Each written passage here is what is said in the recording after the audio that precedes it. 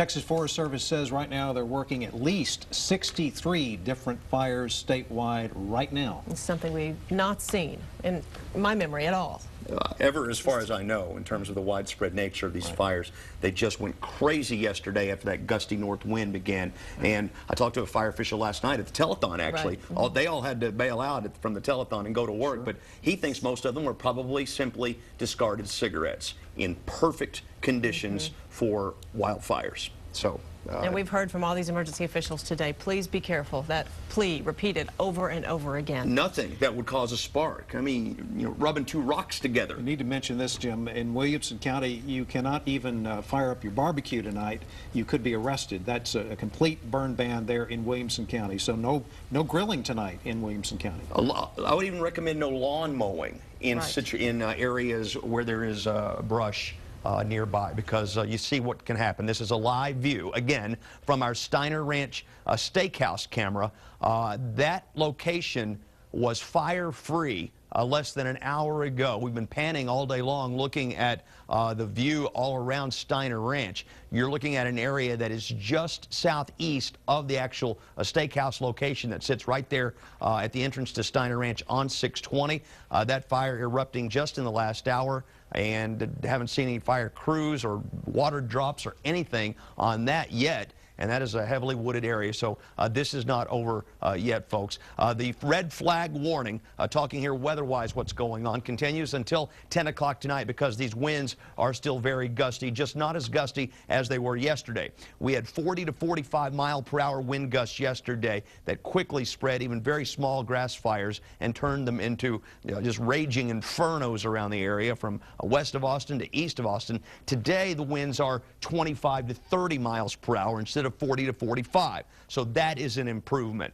The humidity level, though, has declined. That is not good. That creates even more ideal conditions for the development of wildfires. These are the current relative humidity numbers. All summer long, we suffered in all that humidity. Now today, 12% humidity right now in Austin, 16% relative humidity in Bastrop, 10% relative humidity out there around the Steiner Ranch, Lake Travis area at the present time. That means the dew points are down in the 30s. That's going to be wonderful for our temperatures tonight and in the morning, but very, very bad news in terms of the possible development and spread of these fires. Upper 80s and low 90s. Would you take a look at this? Temperatures this afternoon. It would be nice to be celebrating the end of the heat wave and the arrival of this cold front, but that's really hard to do considering what these winds with this front have meant here and caused so much misery around the area. Here's our 360 tower camera view. You recall 2 weeks ago the Camp Swift fire? We showed you a little area of smoke back in here. It was 15, 20 miles from our camera view, and we thought, wow, that's a really big fire to be seen from this far away.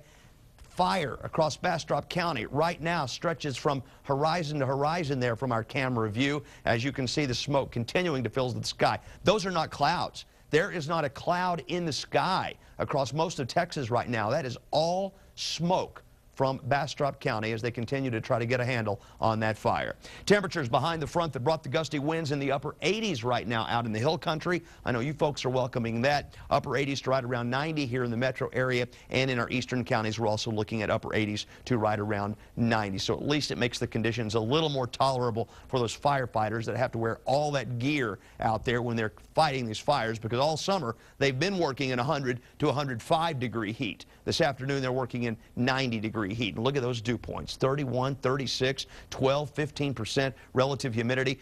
The winds, these are average wind speeds now, down to 7 miles per hour in Mabry. That's awesome news. At the airport, the winds that were sustained at 30 yesterday, gusting to 44, are now 18 miles per hour. That's still breezy, but again, they're headed the right direction.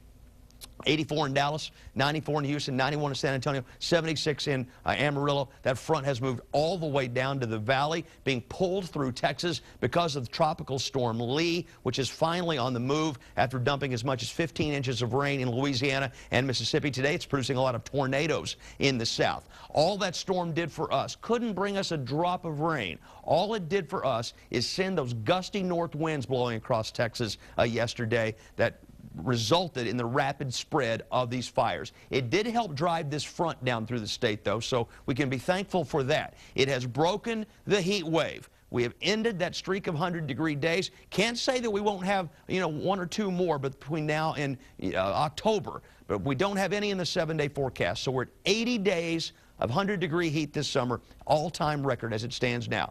And the weather pattern will be changing slowly this week, meaning we're going to have several nice mornings in a row, and the afternoon highs each afternoon should bounce back up to about 90 to 92 degrees. It'll be a while before things change. Less wind, pleasant nights and mornings in the forecast. Let's talk tropics real quickly. Hurricane Katia, Category 3 today, strengthened 115-mile-per-hour winds, a bigger eye. So East Coast really looking out, right? Well, they don't have a whole lot to worry about, it doesn't appear. They're not in the cone here. The storm should turn to the north and northeast and then race across the North Atlantic. So that's good news. We're watching for possible development in the Gulf, maybe late week and the weekend. The system coming off of Africa, too, we're going to have to watch. We'll keep you updated on those. Neither one of those are depressions or storms at this point.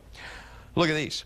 Low temperatures in the morning. These should put a smile on your face. Some of the coolest rural spots in the hill country could dip into the 40s briefly in the morning. That's not a typo.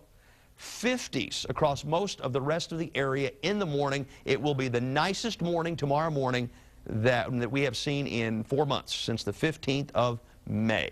And tomorrow afternoon, back up to where we were today, upper 80s to low 90s, and about the same for the rest of the week. Let me show you that in the 7-day forecast. Here's tonight's forecast. Skies clear but smoky. 59 degrees the low in Austin in the morning, north wind at 5 to 15, coolest night since May 15. 91 tomorrow, north-northeast winds, only 5 to 10 mile-per-hour winds tomorrow. That's good news. The fire danger will still be high because it's still very, very dry, but we won't have as much wind, still have low humidity. And then again, as I mentioned earlier, things don't change much this week. A slow warm-up, but low 90s for the next several days. Temperatures in the morning, wonderful for the rest of the week. And then we don't like the way next Sunday, Monday look as we start edging back into the middle to upper 90s. But, for the first time since back in June, we don't have any 100-degree days on the map at all. That's some good news today, Jim. Thanks.